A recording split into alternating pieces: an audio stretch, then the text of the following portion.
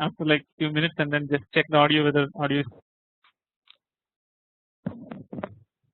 Hi everyone, again welcome to this course on the Linux programming and scripting. We covered the first two modules, the basics of Linux and then the Linux networking. Last time we covered the second part of the one of the file system that we were studying. We studied two file systems, the Sun NFS as well as the Andrew file system. The Andrew file system is what we covered in the last lecture. We also went through all the differences between the Andrew file system and the Sun NFS, and we noted certain similarities, certain differences. The similarity was that both use some kind of a virtual file system manager. For the Andrews file system, basically it was more like a process running which handles all these virtualization, whereas for the NFS we have to mount those file systems separately. And then the control was more at the client side for the NFS system, whereas it's in the server side for the Andrew file system. So the Andrew file system is more versatile, more secure, and we also saw that the Andrew file system we don't need to actually there aren't like many Andrew file systems set up basically, like I mean, so the subnet or sub network kind of systems are not there, whereas the NFS is more distributed as clusters. So I mean there are like few Andrew file system based services available today, and then we also saw that actually Andrew file system is basis for some of the standardization that happened in the distributed file system area. I just want to keep want you to keep that in mind. So today we are going to switch gears and talk about the programming aspect of the course. So we will be starting with a simple language called Perl, and this Perl language is used widely in the industry, especially in the high-tech companies. In fact, a lot of software companies also use this particular language, the Perl language. The hardware companies for all kinds of scripting, they use this Perl language.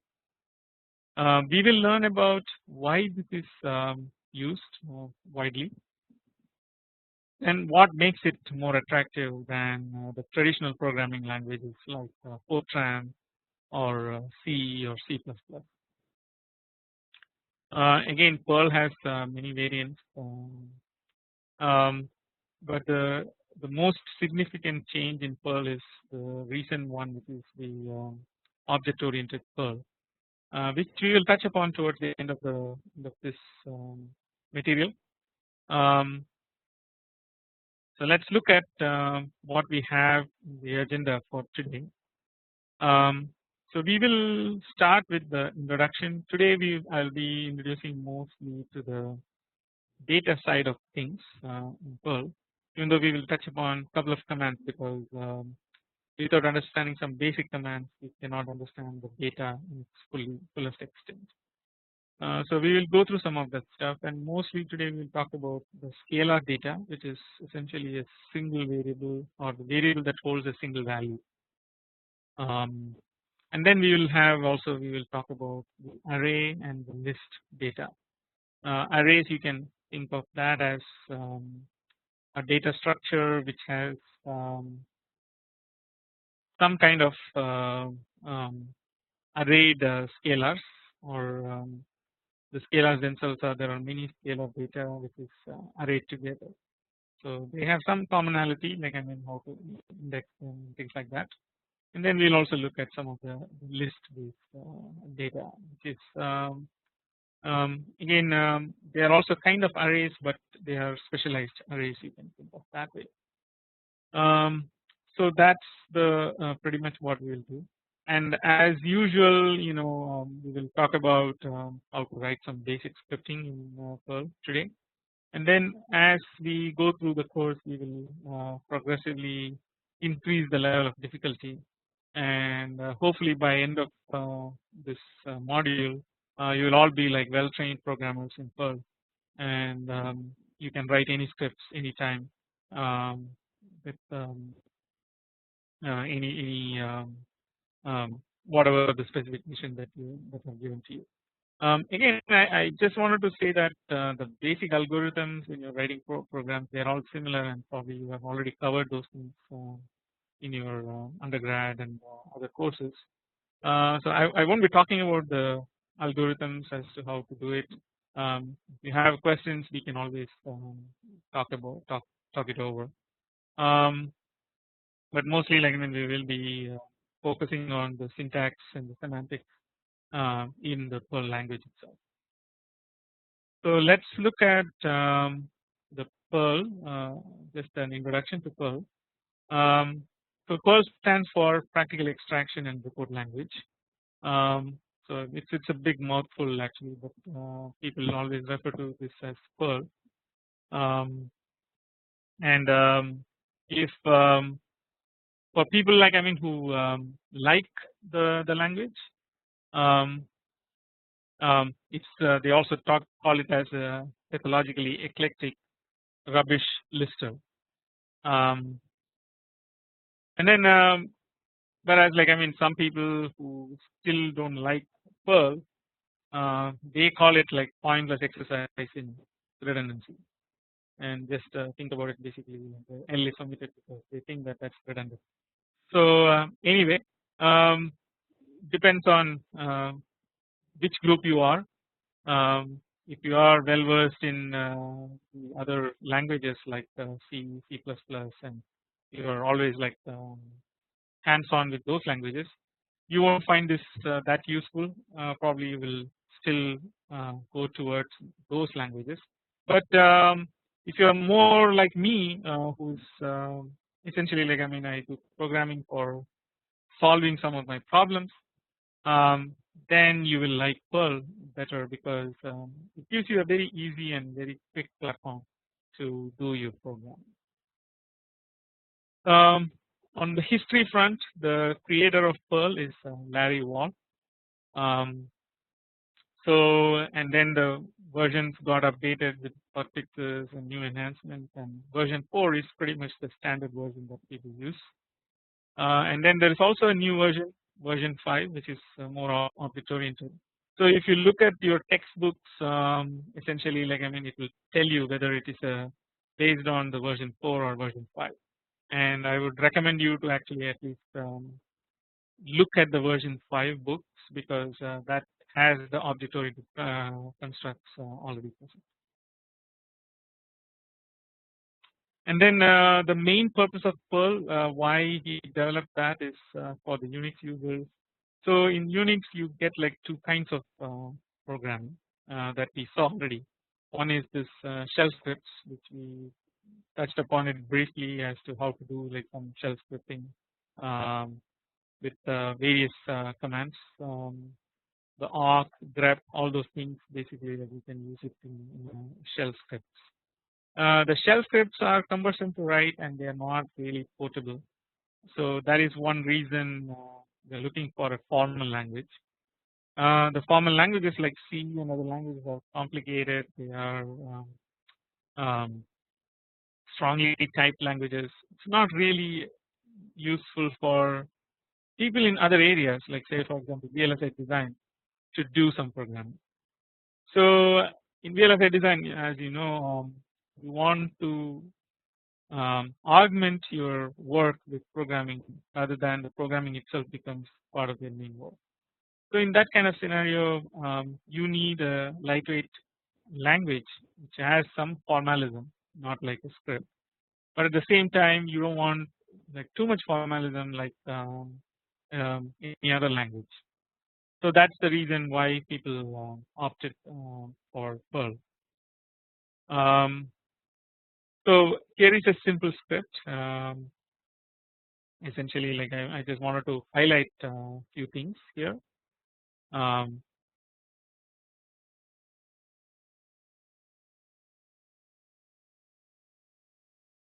so we know these things basically. One is this hash bang. Hash bang is essentially to tell the your shell that whatever is following that in the file is a script. And then we have this user bin Perl, which specifies the path to the Perl executable, which now like uses this as a main interpreter, and then it starts basically like in Perl. These are all like constructs in Perl.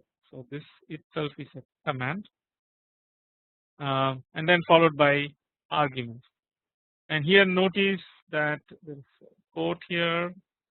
So this thing is under the inside the code, and then there is a backslash n, and then at the end there is a semicolon.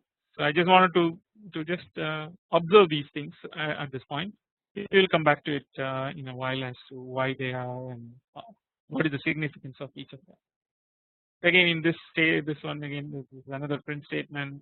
It says what is your name, with a quote and the semicolon, and then we have another special stuff, which is this dollar sign, and then name. And then again here also there is another special stuff. There is a less than and greater than, and then there is something in between, which is stdin. And then here there is another command, chop command. For this one there is no the semicolon, but instead there are parentheses, and then plus there is a the dollar name, the same thing that appears here. Okay, and then finally another print statement with some more arguments. So if you look at this particular statement, this may be like you may be familiar with this construct, which is very similar to like a C construct where you're calling a subroutine with a subroutine name and an argument. And if you just leave this as blank, then you know that there is no argument to that one. So anyway, we will come to this in a minute. But so this is a simple program. What it does is we will see in the next slide what exactly it is do. So here we can execute this program in the Unix system. Again, you know some other things basically.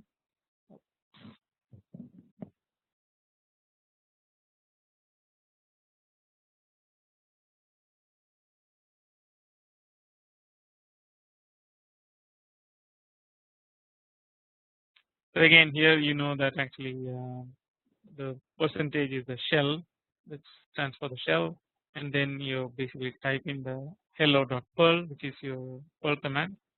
And before you give this, you need to make sure that this is the execute permissions are set. That that is the change mode 777 or change mode at least some one, at least you need to have one there. Or plus X with this file name so that you can execute it directly. And here the way it works is essentially it prints out this hello world. This is the first statement that we saw, and then it goes to the next line and then asks for what is your name, and then it waits for the user to input this portion. So the user types in his name, then immediately it says, hey, welcome the user. So we saw that actually like this particular input is captured under dollar name,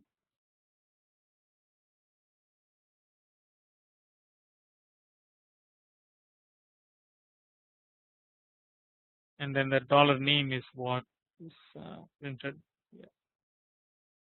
These are the things that we saw in the earlier program, right? I mean, so let's see more about Perl itself. So if you are running it on the PC, actually, then you have this keyword Perl, and then you can actually run the Perl with the command file. Here it's called ex01, but it could be also like hello.perl. Again, the same thing. It also does the same stuff. And this you can run it within terminal inside the Windows, essentially. And then there are a lot of versions available to install. Perl versions available that you can install on a PC and then run it. So now let's talk about some simple rules that in Perl that we will begin with. So number one is Perl is more like an interpreter. So in a compile language like C or C++, you have to first compile the program into an executable, and then the executable is can be run basically, and then the executable is it cannot be read by humans, and it's more like it's machine code.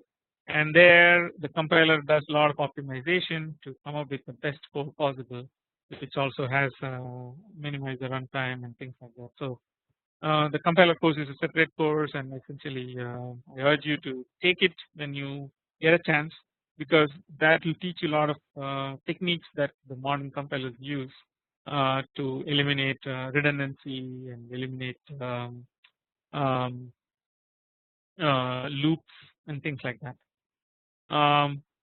But for Perl, actually, you can think of this as an interpreter. It interprets line by line and then basically executes those lines directly. It does not need to generate anything in intermediate format. And this is a great help, because this is the one of the reasons why engineers like this, especially electrical engineers like Perl, because it's more like what you see is what you get. Basically, you can just code the program and just run it. That's it. Basically, you don't need to meddle with it. You don't need to compile it. You don't need to optimize it. Nothing. Whatever you write, immediately execute. So that's one good thing. And then Perl is also a pre-format language. So essentially, the format is not dictated by where the white space is or how the white space is formed. So so you can actually use white spaces freely. If it is one white space or many white space, it doesn't care. As you have seen, like the earlier example, the commands are terminated by semicolons. That's the reason why the put semicolon at the end of the command. And essentially, like the indentation of programs, we do it only for human readability purposes. It has nothing to do with whether Perl needs some indentation or something. You will see that there is some difference when we talk about language like Python, which is not a free format, and then basically there the white space means certain things. Even in Tickle, actually, the white space means certain things. So we will see like where to put white space, where not to put white space in both those languages in the coming sections, coming weeks. But right now, I wanted to think about Perl as a free format language, and you can use white space totally free. And then another thing is Perl just starts executing from the top, just one by line. It just goes and executes one by one. There is no concept of a main routine. So whereas like I mean in language like C, actually always only the main routine will get executed wherever it is. If it is in the last section, it just executes the main from that last section.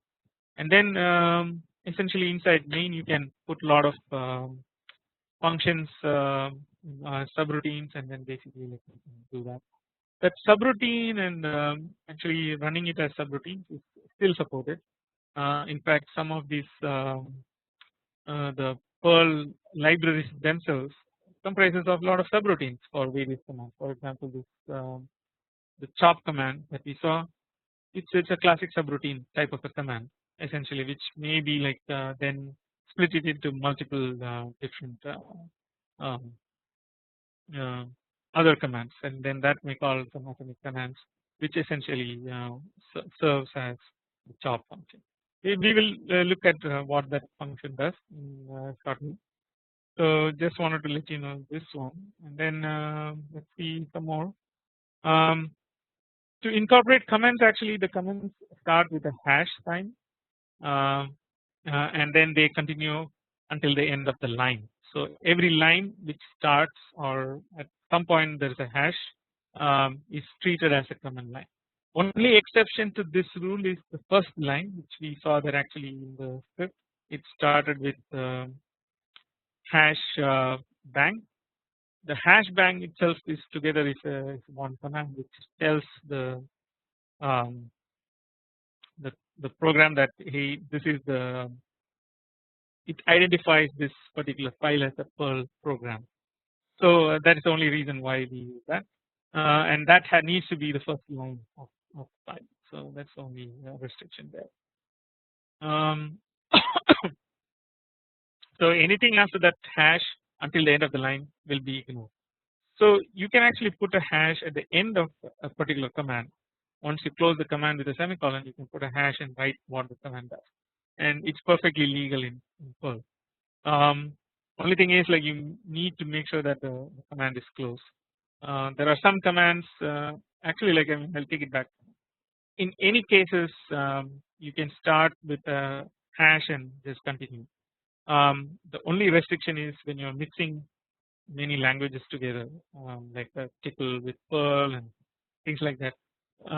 There you need to follow some additional rules, but in the pure Perl language anytime you start inside the line with a hash, whatever is the remaining until the end of the line is treated as a command.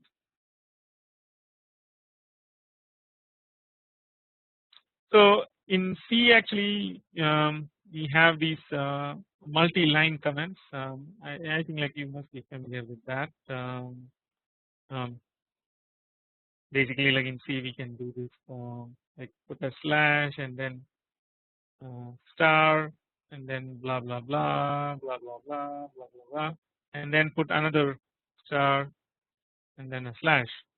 This entire thing is a command. In Perl actually it's not like that. Basically like we need to do the hash and then whatever is that line is one command and then another hash and then the line is another command. So they cannot be just combined. So just wanted you to be aware of that.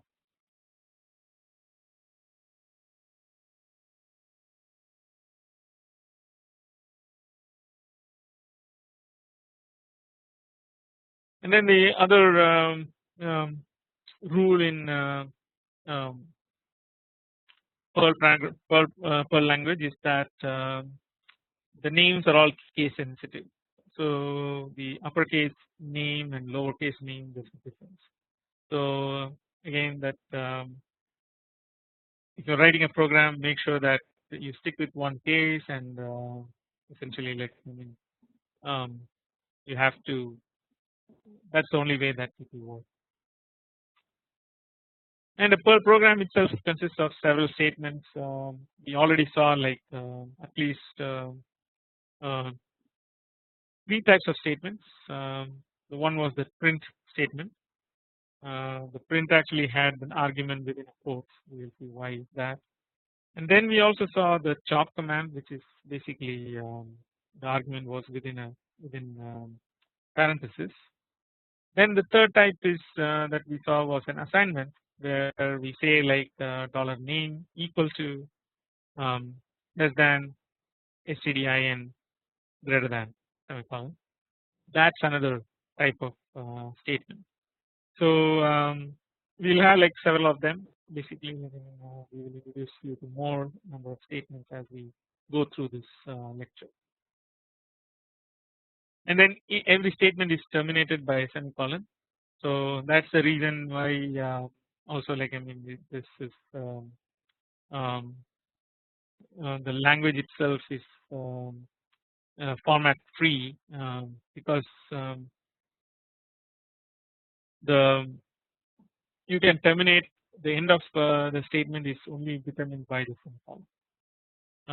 So the only exception to this rule is when you have comments. Okay? So just keep that in mind. Or when you have the command which is like starting with hash, you don't need to terminate it with a semicolon because it's technically not a statement. So some more rules. So the general format of any statement will be an operator followed by a number of arguments, and usually the arguments are enclosed within the parenthesis. Um, so, but sometime we can actually, or even most of the time, we can eliminate that parenthesis themselves. So you don't have to actually specify the parenthesis, and anything that is within double quotes is a string, and it is stored similar to C basically. It's stored as a string. String is also an array of characters, you can say. And then Perl itself does not impose any built-in limit on the size of a string, but sometimes the regular operating system can impose some limit. So you have to, when that limit is reached, actually like the program cannot run. So the thing is basically you can read the entire book, like all the characters inside the book, as a single string. So you can think of your Perl book, which probably has like more than 500 pages, and from the beginning of the page to the end of the page, the entire string, you can just, entire character set, you can think of that as just a single string inside Perl, provided the operating system allows that. So Perl itself does not put any restriction, but the operating system may. And there is also a single quoted string. We will see the distinction between the single quoted string and the strings with double quotes in a later stage. I don't want to tell you all the things at this point. And then the biggest advantage with Perl is there is no need to declare any variables, and this is one of the reasons, or big reasons, why people love Perl. In other languages, if you don't declare and start using um, um, a variable, the, the program will start complaining, basically saying that, hey, you haven't allocated that variable, you cannot use it because it's used by somebody else. So it can actually do some whether the particular variable is live and things like that, some kind of analysis with programming languages. Here in Perl, you can just use it as you go, and then basically the tool will figure out how to assign this variable. One caution I will say is I'll still recommend you to declare the variables, at least set it up what variables that you're using within a program at the beginning of the program. The reason is it's just to improve the user readability, because you may use some certain algorithms, certain things, and the person who is actually reading it may not understand what kind of variables you used, where you used them, things like that. So it will be a good idea or good practice to actually declare it upfront and then use them basically.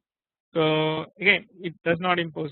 So maybe like things like loops and stuff like that, you may not need to declare those variables. Like for I equal to 1 to 10 or something like that. I, you don't need to define that. But in any case, any other situations, like if you are doing an algorithm and you have a way to solve the problem, that those variables, if you specify it upfront, that really helps the next person who tries to understand how you wrote the program. And then the other thing that we saw was this $sign in the first program. So any scalar variable is started with that $sign. So if you write a $name, $xyz, any other kind of something, Perl knows that that's a variable. So and it is also, it's a scalar variable, means like that variable can hold only one value. And then the backslash characters, they are similar to the C program itself. For example, the backslash n is a new line character. The backslash t is the tab. So you can actually create like a lot of these backslash characters. Even special characters, if you want to make sure that they can print, you need to make sure that that's escape with the backslash. So we just call it like escape character, but it's the backslash. Character. Then there is a concept of file handlers, and there are some standard files which actually comes by default with Perl installation. The standard file handlers are stdin, stdout, stderr, and arg. The stdin stands for standard in, which means that the file that is basically where whatever you're typing in the keyboard gets logged. Essentially, it's not logged. Actually, that's the file that operating system uses. That file's address is the standard in, and then the operating system, wherever it puts out the particular file or as an output, that's the standard out. And then there is also like an alternate method that operating system uses to produce some output um, reports. Um, Basically, that is the stderr or the standard error that can also go in there. And ARG is a generalized file handler for getting some data. So you can actually put like, and this is basically we will see like, I mean, there are the values that you can input, and it figures out how to get those values. So here, anytime we assign the standard in to a variable, it grabs the line of input. So the entire line is taken from the input and then assigned to this std. So if you think about it, basically including the new line, the next line going to the next line, everything is captured and dumped it into this stdin. So we made a scalar variable called $name, and then we made that equal to this standard in. So whatever its standard in is reading, that's what goes into the scalar variable. Again, you may be confused because string itself, as I told you, it's just an array of characters. So how can you assign a string which is more like an array to the variable, or essentially just a scalar variable which has only one value? The way we do it is essentially we always treat them as a string, and we don't let them wander off. Rather, go out and basically, or separate them into like characters themselves, and then basically like they can distribute it. That's not what we are doing. We always treat that as a singular entity. So that's why you can still use a scalar variable to represent that, because the scalar variable is now pointing to a single entity. And finally, the last command, chop. Here we just specify like chop in parenthesis s. So s is the argument for the chop command, and here the s, because like the chop command is used, chop command removes the last character from the string, s. Um, so this is a useful command. There's one more way to actually remove this the last character. We will learn about that in the future lecture. So this is the example that we saw. So now, like, I mean, it's much more clear. Where is the commands? So if you look at it, there are three types: 1, 2, and 3. These are the three types of statements. The first statement is a print statement, basically, which is just an output statement that outputs something. The second statement is more like an input statement. Basically, it waits for std in to be input, and then basically assigns it to the name. And the third one is more like an operational statement, which is within the program itself, which is it chops the last character from $name, which is typically the new line character. And then finally, the print hello is the output one, which as it goes, basically it prints the $name, which is this the variable that holds whatever you type in. So play with it. I think this is a good little exercise that will help you hone in some of the skills. So before we go into the variables themselves, the scalar variables and array variables in more detail, Let's look at one statement and then we can move on. The statement what we have is the if else if else statement. So notice that there are no thens here. Um, so the way it works is again here. Um,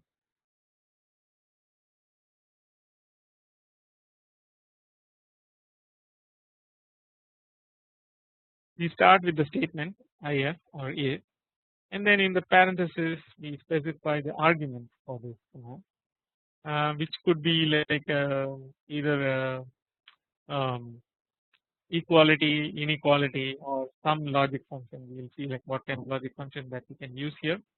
But again, the way it works is the condition if it evaluates to a 1. 1 in Perl is what is called true, and then 0 is false. So if it evaluates to 1, then it executes whatever is between these two brackets. So this code will get executed. If this one is not evaluates to a 0, then it goes into this loop. In this loop, actually, like there's a parenthesis that is missing here. So you think of this as more conditions here. So that using that parenthesis, it evaluates and finds out whether again if it evaluates to 0 or a 1. If this happens to be a 0 again, then it switches and goes to this else. And if you look at here, basically there is no else if. So this is the catch-all condition where anything that fails to execute in these buckets will get executed at least here. So this is like a small example of an if statement. We will go into more details and more complex examples soon.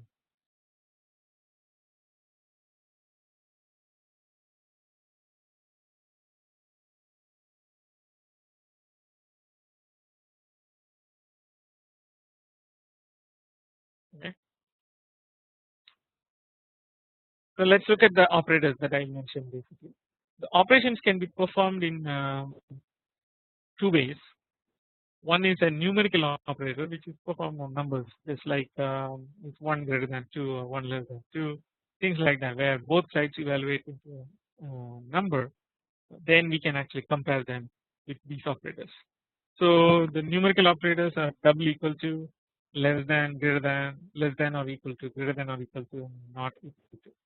So look at that actually for the um, the equal to testing is using 2 equal to. If you do only 1 equal to, basically it is an assignment statement. It's no longer a logical testing statement. Similarly, at the string level, actually you can do an EQ, less than, greater than, less than or equal to, greater than or equal to, and not equal to. So this is again another way to express that information. So here it's a little bit more complicated example with the things that we learned, which is if else if else. So here also it starts with the same things basically. The user local bin Perl. We won't go into that detail for this basically. But here this portion is pretty much the same as the previous example, which is like if you print your name, then it waits for the standard in, and now if the name. So let's look at the remaining stuff as to what is going on. So if the dollar name equal to particular person, who is here it's Stephen, then it will print welcome Stephen. If the name is equal to Jessica, then it will print how are you Jessica, and then exit out. And then if it's none of the above, then it will print hey, what are you doing here? Maybe like this is not your computer and you have no interest in doing anything with it. So that's another way that you can use. So now we'll go into the arrays. So array variables, as I mentioned, you basically it's a collection of scalar variables, and array variables typically begin with an ampersand as opposed to a dollar. for the uh, for the scalar variables.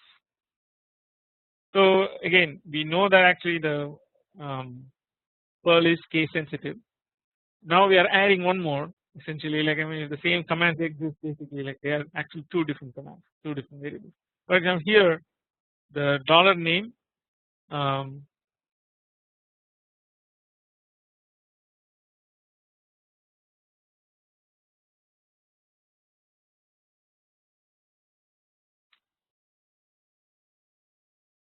here the dollar name and at dollar name, they are two different variables. They have different meanings and they can be completely different variables as well. So a small example here, which is at name equals to Adam, Bob, and Charlie, and then semicolon. So here you can see that basically this is the, the name or um, the array name, and then this is the array declaration where it's Adam, Bob, and Charlie. So let's look at how to retrieve this array. Okay, before okay, so we will figure out like how to retrieve this when we do the actual program itself. But let's look at associative array because this is another key area that will be used a lot of times basically. So associative array is kind of an array which does not have integers or numbers as index essentially. It can have actually different indices essentially, whether it can be just a number or numerical value or any string, anything can be used as a key or actually yeah, as a key or the index for that array. So again, one thing is for this type of array you have a key instead of the actual index. We don't call it as an index, we just call it as key. And then basically it need not be numerical. So those are the two things that I want you to remember. Now let's see like what happens. So it uses a prefix percentage for the associative array instead of this at symbol. And then so a simple array could be just percentage student equal to name, David, height, 6.1, degree, PhD. So the way to read it is basically the first one is the index, the second one is the value, or we won't call it index but the key, and then the second one is the value. So in this case, essentially, like the percentage student or the student array consists of three fields. The first field is the name, second field is the height, and third field is the degree. And then it just assigns these values to that particular location. So if you say like student name, then that'll go to that'll give you the output as David, for example. That's what I mean. It's not even go there. So we can also like refer to as just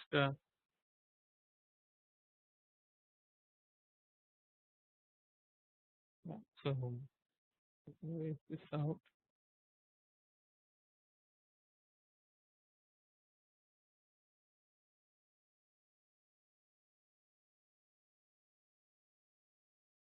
You can say like percentage student,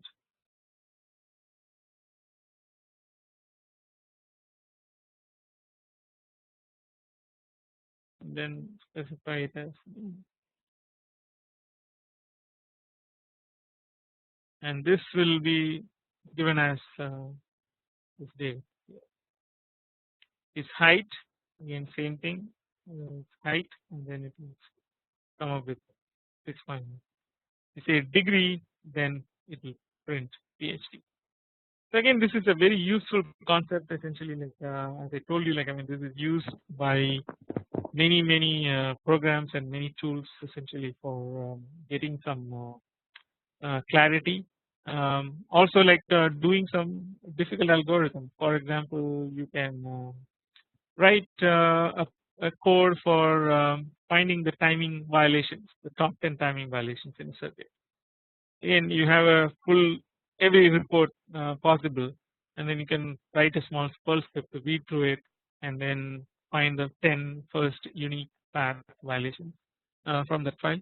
It's basically you need to understand the Perl and basically see like what is the syntax in which it is publishing the various timing paths, and then we need to go ahead and do some more massaging of that in order to get that information out.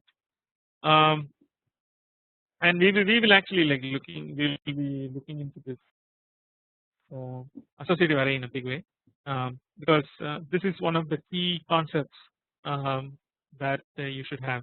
So in C and other programming languages, there is a concept of hash arrays. This is very similar to that concept. You can think of it, even though the hashes are dynamic hashes. You can say like actually they vary from various um, from the data structure to data essentially. So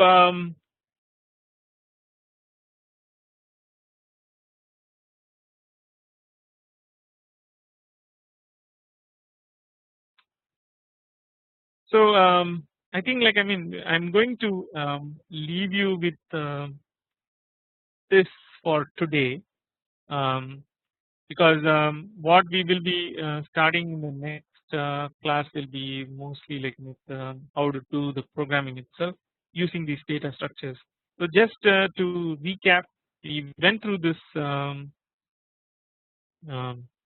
variables. So today, as I mentioned, basically we will be talking about the scalar variables. So we first talked about the regular scalar variables like the dollar name. So any scalar variables begins with the dollar and then followed by some characters, and this character is case sensitive.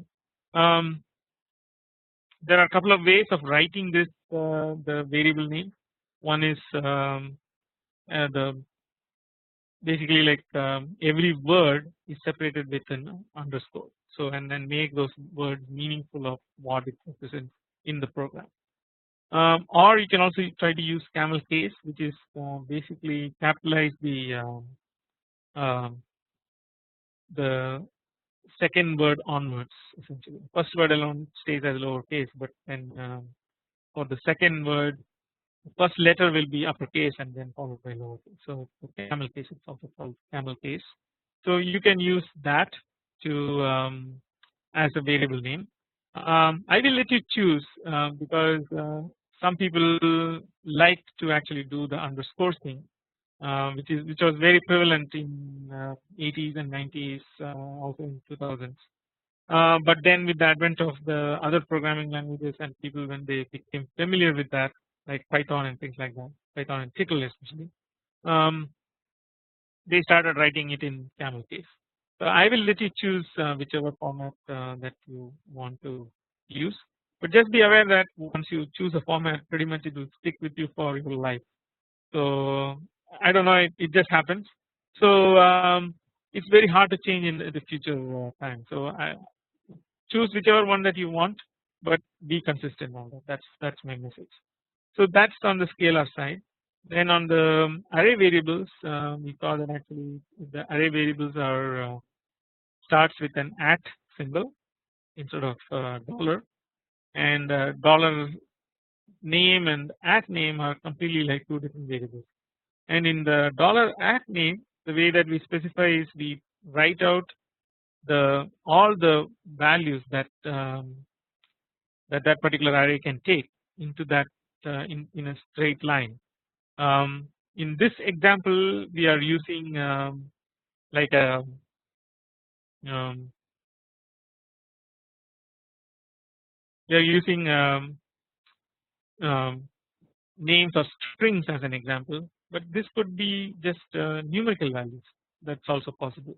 And here, like string, you can see that actually it's represented with the quotes also, the double quotes.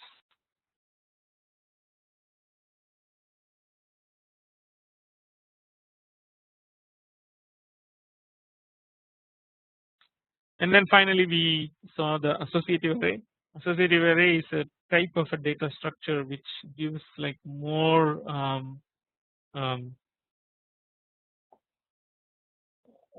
makes it more versatile for Perl. In fact, one of the concepts is essentially, once you know associative arrays and regular expression, which is another thing that we will talk about, you are pretty much covered for Perl, because then you can actually write some really uh, complex programs by just understanding these two um, sets essentially, which is the associative array and regular expressions. Um,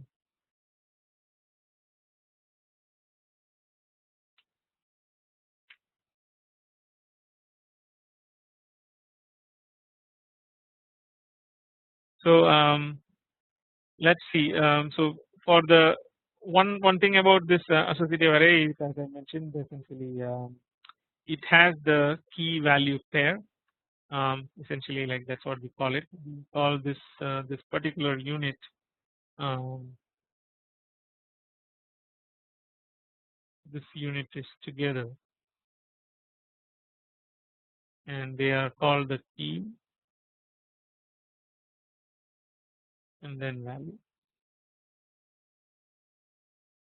So if you denote a key, then it basically like prints the value. So and then the key can be like anything. Basically, it can be just numeric keys. It can be just um, some strings. However you want to build it, you can build it. Essentially, like there is no one way to do it.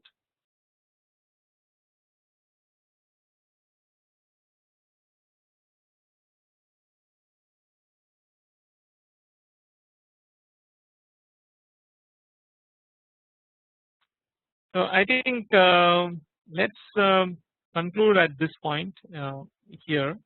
We can pick it up in the next class from this point onwards. Um, okay, thanks.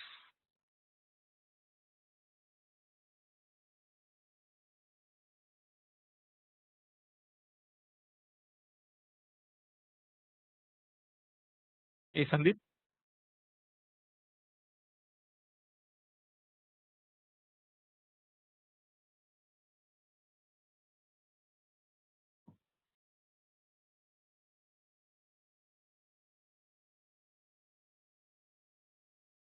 Hey Sandeep.